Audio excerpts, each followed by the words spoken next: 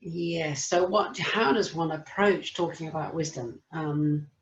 So my first question on this really is, what does Buddhism, what does the Dharma actually mean by wisdom? It's the main thing here for me really was that when when I was searching for a bit more meaning in my life, I had no idea about the Buddha.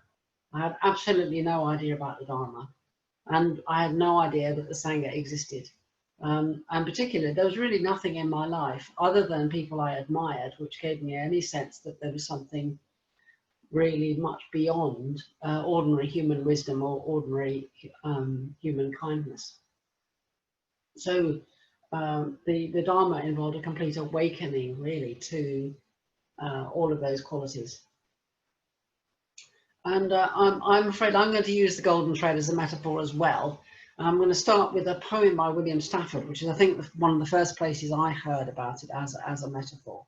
I'm going to be just talking, I'm afraid. I've been able to produce slides for this. So it's a poem by William Stafford. I think it's called The Way It Is. It's quite famous and well known. So here goes. There's a thread you follow. It goes among things that change, but it doesn't change. People wonder about what you are pursuing. You have to explain about the thread, but it is hard for others to see. While you hold it, you can't get lost. Tragedies happen. People get hurt or die, and you suffer and get old. Nothing you do can stop time's unfolding. You don't ever let go of the thread. I think that's sort of quite I've certainly found that as that idea very much echoed with my own experience of this. And this is what I'm going to follow that idea through with this talk. I really also appreciate Esther and I were talking more about your personal life story. I'm going to have to drop the clock invisible here so I can, there we go, you can see it more clearly. So my name is Jnanamitra. Jnana means wisdom. There's a kind of relationship between the word jnana and prajna, which I'm not really going to go into because they're both around wisdom. So my name means friend of wisdom. Jnana means wisdom. Can also just mean knowledge. Prajna can mean a sort of bigger sense of wisdom and knowledge.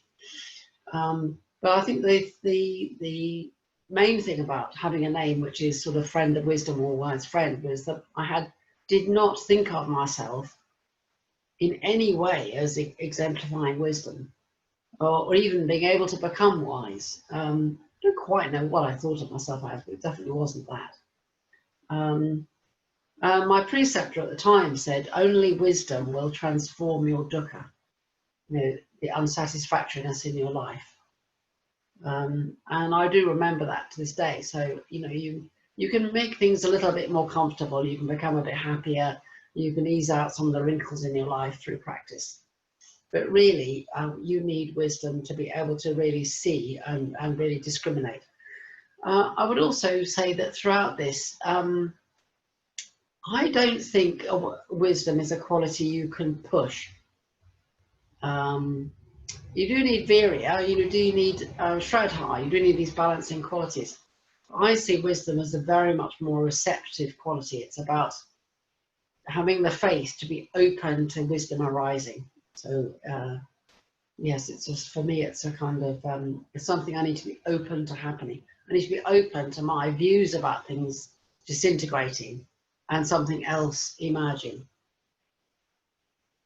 So jnana is transcendental awareness as opposed to vijnana. So I don't know if we've come across vijnana. It's consciousness. It's translated as consciousness, and it crops up particularly in the Wheel of Life as one of the stages in the Wheel of Life. Actually, it crops up several times in the Nibbana chain in particular as part of the Wheel of Life. Vijnana means discriminating consciousness, or a consciousness that's infected by a sense of self and other. Whereas jnana is a quality of awareness which is which is much more of a where the sense of self and other is not there. I think we can relate to. We all have experiences of absorption where that sense of distinguishing between self and other begins to kind of loosen or dissolve a bit. So it's something we can relate to. Also, the second part of my name is Mitra, and that means friend. So that was another challenge. I needed to become a better friend. Another thing I'm very keen to point out to people is that I'm not an academic. I struggled at school. I struggled with the way we were expected to learn. And I particularly struggle with remembering nouns. And I still do that. When I go on a big order event, I get order name meltdown. I see people and I go, oh, hello, you know. It's very hard for me to kind of remember everyone's name, particularly if I haven't seen them for 6 months or more.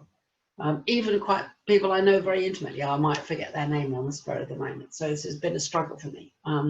And sharing with Dayasara, who has this encyclopedic memory for names, is quite an interesting experience. So this is not really how I generally live my life. So I'm not an academic. I was better at art and making things. And when I came to needing to choose after having done my O-levels and so on, where I was going to be going next, I was expecting my parents to object when I said I wanted to go to art college rather than university, but they were surprisingly easy about it. So I want to just explain that my approach to the Dharma is largely practical, but it can also be a bit on the mystical side, a bit on the visionary side. But I do need to know with the Dharma is, can I use this? It's all very well being inspired by these wonderful ideas, but you know, can I actually use it? How do I use it? How do I put it into practice? I wondered whether to say a bit more about, I might just put in a little bit more about my own background with this. So my own search for the Dharma started when I was in my late 20s. When I reached a point when I realized life was not panning out like I expected it to. And it was also a time when there was so much going on in London. In the 70s, I was in London. And I was given a book for a Christmas present called The Survival Guide to London. It was written by the Time Out team, and it was the most wonderful compendium of resources of all the things that were available in London at the time. And it had a very good section on Buddhism, on the Dharma and meditation. Most of the things listed charged quite a lot of money to learn meditation. There was one class particularly that offered no charge at all, and so that was very attractive. But also I'd met a friend who had been going along to those classes. So that made a very big difference. And the first time I went, which is curiously a Sunday afternoon, there were two friends there, from different contexts. Curiously, I never saw either of them at a class ever again after that one occasion. They both got involved in different ways and went off and did different things. So it was one of those coincidences. And I had a sense of recognition even then, but my interest was very, very specific. I only wanted at that point to learn to meditate. I did not want all this stuff. And they used to play a tape of Sangha's in the second half, and I used to go home at tea break. So it was only later that I woke up to the fact that the Dharma needed to be taken seriously. So that's a little bit of background. That was a long time ago, I say in the 70s. And I date my serious involvement from Sangha Day Festival 1980 at the London Buddhist Centre, when I went along and had such an experience of discovering Sangha. It was an overwhelming positive experience. So these are the people I wanted to live my life with, which coincidentally, I've never had a single friendship with any of those people. So it's what sometimes happens, isn't it? You get more of a sense of something, but they'd all got all their own friendships and their own contexts. And my own process of making connections started from there, and it ended up with people who were not in that particular group at the time. But anyway, that was my source of connection and inspiration. So going back to wisdom again, there seem to be two ideas about what gaining wisdom is like, sudden or gradual.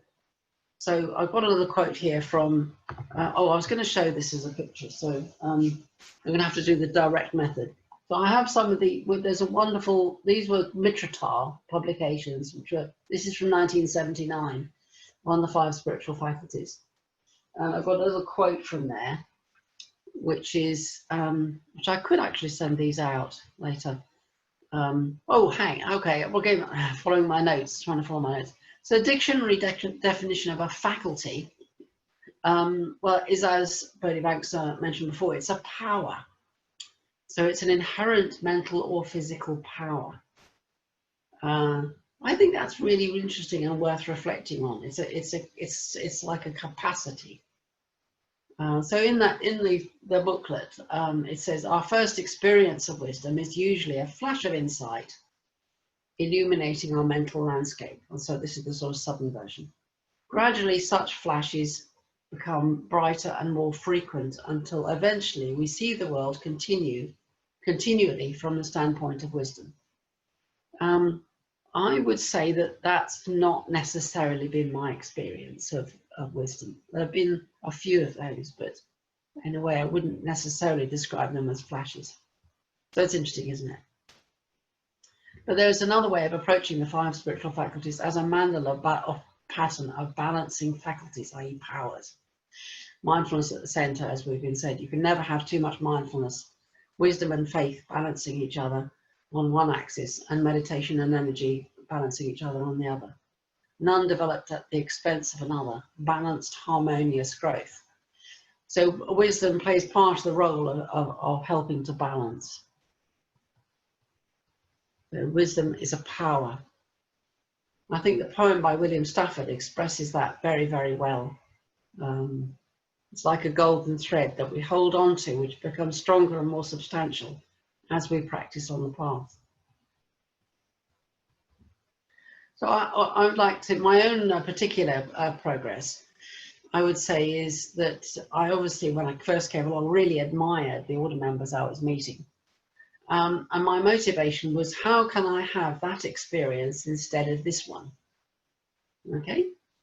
How can I have that experience that they seem to have instead of this one?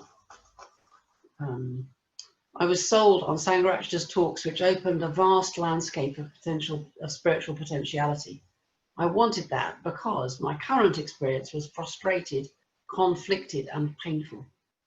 So I bought into the idea of the path of development, which I misunderstood as developing away from being frustrated, conflicted, and painful towards the bliss of samadhi, which sounded so much more pleasant. Now, another version of this is one of my very, very favorite talks. This is a talk by Sangha, Mind, Reactive and Creative, and this is the Mitrata that I have in my bookshelf ever since. And my little quote from that, which again I can circulate after that, is the optimism of the creative mind persists despite unpleasant stimuli, despite conditions unfavorable for optimism, or even when there are no conditions for it at all. The creative mind loves where there is no reason to love, is happy where there is no reason for happiness, creates where there is no possibility of creativity, and in this way builds a heaven in hell's despair. I've always been very inspired by that. And what I like about that is the persistence of the word reason. So reason doesn't necessarily give rise to the creative mind. The creative mind is like a power, a faculty, which is able to be there in spite of conditions being against it. So we bring awareness to it. We bring a wise attention. So wisdom comes into how you pay attention to it. It's something which comes to us, and we are open and receptive to it. We don't try to summon up something instead of it, instead of our current experience. So I thought I'd give a couple of, this is one of those a couple of examples.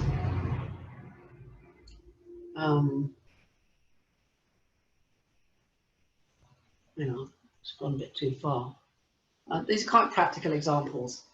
So way back when I lived in London, this was in the 80s through to the early 90s, I used to cycle everywhere. Cycling was by far the easiest way of getting from one place to another. And I discovered all sorts of alternative routes, but usually, inevitably, you needed to end up in the main traffic at some point or other.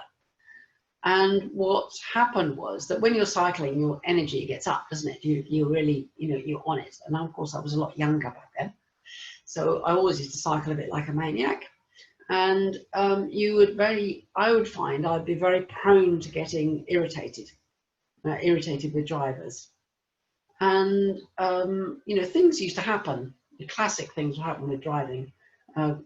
Car doors would open, cars would turn left when you were going straight on without indicating. They'd overtake you and then turn promptly left, things like that. One day I just had one of those thoughts came up. What would it be like if I had a general attitude, a general intention to be patient while cycling? And to my complete amazement, my journey changed radically. I got there in the same time and things didn't happen. All those sort of events just didn't seem to happen. I had a smooth journey with no incidents. That was one example. Another example I would like to give you is that I was standing at the bus stop down the road here, waiting to get a bus into town on a drizzly day in February. Everything was grey and damp. And I noticed I was in a bit of a mood, grumbling. And suddenly this thought came through my mind, which was that, what is the point of this? Why don't I pay close attention? Just be alert, be aware in this moment, and pay close attention to what I'm actually experiencing.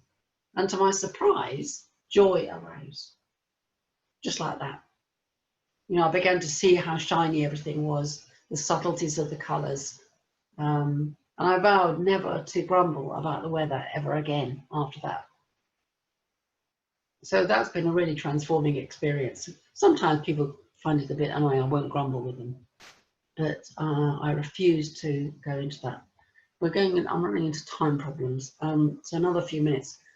I would say that for me personally, I'm going to say a little bit about personality type.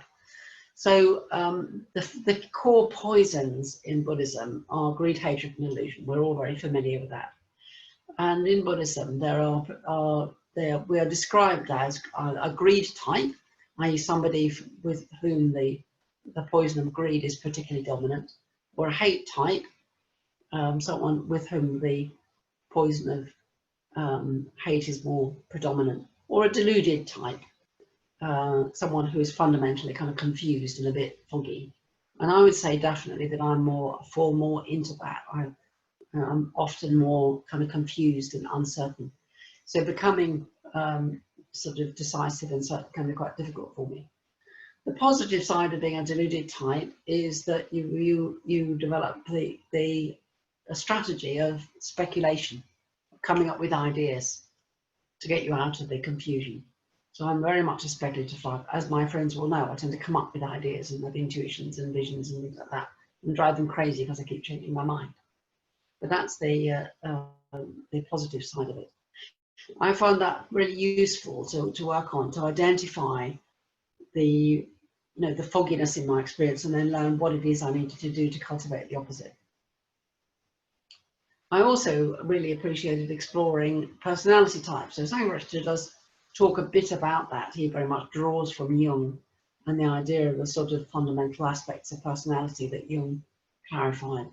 And the Myers-Briggs personality type system I find really, really helpful. Just getting a basic pattern of how I am in the world and the basic strategies I operate on, where change can happen. I'm basically an introvert, but I've learned to be more extrovert in the world. And I very much function from feelings. I have this sort of engine room of feeling fullness, which I'm often not aware of myself. and also a tendency to last-minute decisions, which drives me and everyone else rather mad. We're having to be aware of that as tendencies and try to offset them. I'm running out of time. The main thing I wanted to introduce, which is the connection with the golden thread, is that the positive opposite of delusion is a word called amoha.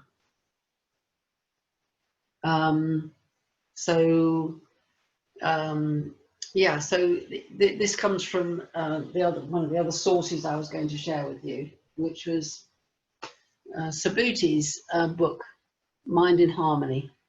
So this comes up as a Mitra study module, and one of my favorite texts was looking at the Abhidhamma, the analysis of mental events, and the opposite of delusion, of the confused, deluded mind, is amoha.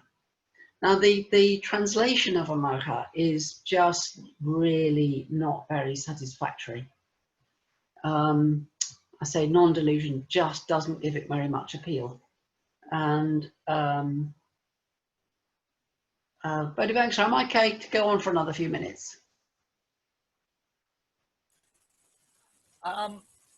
Maybe one more minute. Nah, this is classic, isn't it? You prepare a talk of 20 minutes. Actually, it's a 2-hour talk. Well, that is true. It is very difficult. I know. You could, yeah, okay. You can have 3 minutes. Okay, thank you. So I really wanted to talk about. So I think amoha is the undiscovered sort of dharmic principle. We often hear about lots of other terms, but no one really ever talks about amoha. It's not a very resonant word in some ways, but it means non-delusion. It means the opposite of delusion. So what is that actually like experientially? It means it means clarity in many ways, and I like to call it by a more everyday word of, I like the word gumption. So gumption, what is gumption? Well, gumption is a cleaning product, and that, you know, so I think that's really interesting that I use that word for a cleaning product. But basically, gumption is that kind of feeling in your belly that might be not a wise thing to do. And if you know, as life goes on, you learn to follow those feelings. The gumption. It's also kind of just being a bit sussed, you know, that maybe going down that alleyway is not a wise thing to do. Or going into that shop at that point, or following up that particular urge is not a wise thing to do. So I really like the idea of gumption, or being sussed, as a sort of beginning of that, one of the qualities of that golden thread of clarity. Helps with discipline of deciding, well, no, we've decided we're going to do this, we're not going to do that. So in Mind in Harmony, Subhuti talks about how during our spiritual journey, progressively, amoha shines out more and more clearly until nothing is left but its radiance. It's the golden thread of awareness that has always been there, that has helped you to see through things, has helped you to come here, and which continues to strengthen and shine more brightly as we practice over the years. Now, at the moment, this is my other talk, is how do we practice this in the context of COVID separation? Okay. There's a whole challenge we've got at the moment where the tendency to be drawn into Facebook, the tendency to be drawn into speculation and ideas about, you know, false ideas about things. And even that we're rather crammed in with other people in our household who we're finding quite difficult. All of this is a really, really good opportunity for spiritual practice, for reaction practice. Sangha gives us an opportunity for this. The people around us give us an opportunity for practicing our wisdom. I'm going to have to wind up. So amoha is seeing things as they are, and there's a wonderful phrase here. It's darshana, which means seeing, and the phrase in the positive spiral path is yata bhuta jnana darshana. So jnana is wisdom, darshana is seeing things as they really are. It's what drives out avidya, ignorance. To the extent that you've got vidya or amoha, then that drives out avidya and moha. It is the awareness of the way things truly are. Full amoha, full vidya is enlightenment itself. It is full and perfect enlightenment. And the truth is there all the time. It's around us all the time. It's not a postulate. It's not a body of knowledge or anything like that. It is just what is. I think on that basis, I'm going to have to wind up. And there'll be part 2 at another time.